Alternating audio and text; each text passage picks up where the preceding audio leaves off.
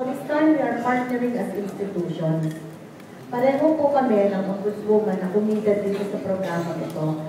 At hindi kami basta nagpapadala lang ng team. No? Meron talaga kaming joint team. At dito nga sila nag-opisina. Isang importanteng bagay yun. No? Kasi dedicate yung team na yan sa mga kasong ganito. Pangalawa, yung opisina namin, hindi isa na, andito.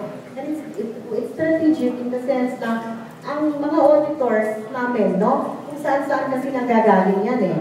No? At least meron silang isang direction na pupuntahan. Pag kinailangan namin ng isang auditor na galing sa Visayas, for example, she can easily be transported here. We have dorm facilities here, and the office is right here.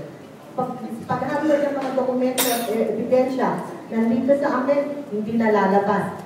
Siguro naman, yung mga mawawala o mami-misplace,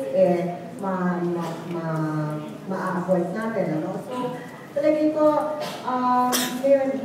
sana nga, no, we are hoping that itong mga sitwasyon na ganito, magiging malaking impact sa pagbabago at pagkakabuti ng aming teamwork.